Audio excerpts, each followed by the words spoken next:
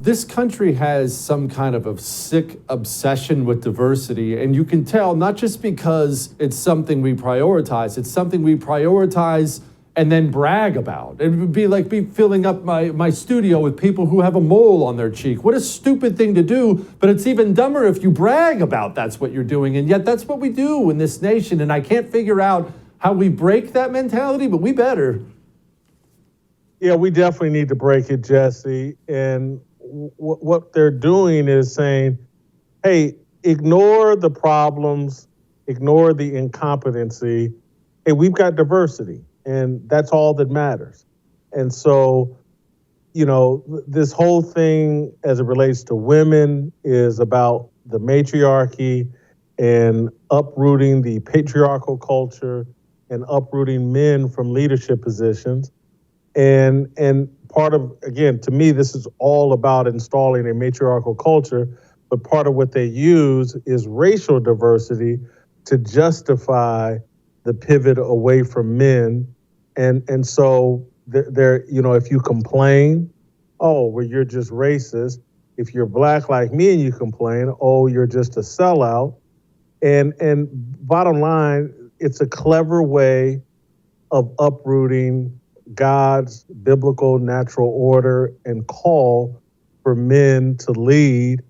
And again, if you complain, you're either a sexist pig, a racist, or a sellout. And all you really are is biblical in my mind and in my view. And you're in great gratitude and debt to the men who founded this country and established it and planted the seeds that made it great.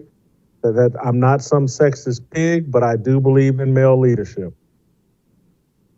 Now, why don't you want a matriarchy? That sounds like it would be so motherly and loving. Because women have a different mindset than men.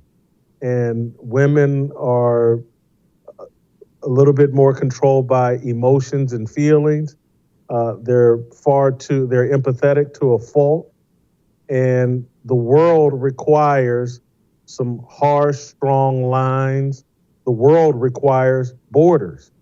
And, they want to create this borderless society and this whole we are the world and we're all going to hold hands all around the globe. That's some utopian situation that God never promised and is never going to exist, not in a healthy way. For most people. And so,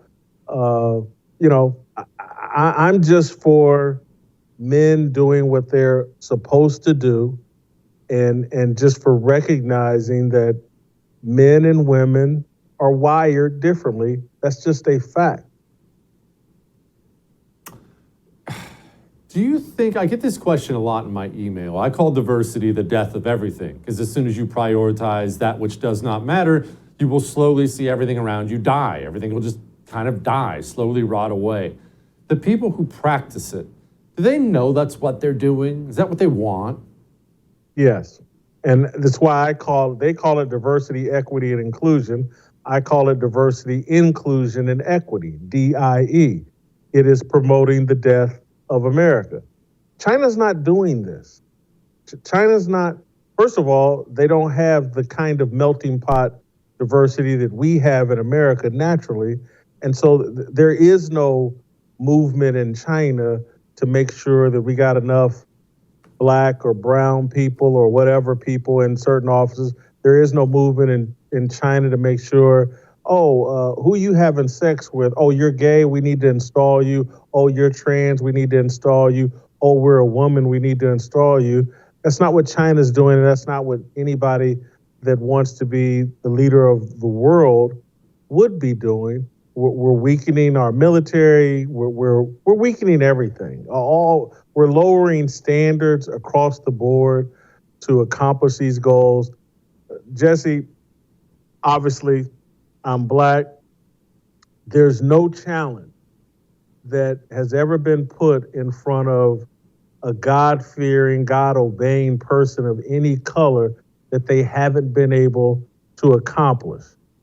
And the left wants to disconnect black people, my group of people, from God and make them believe the only way you can accomplish anything is if some liberal white person gives it to you.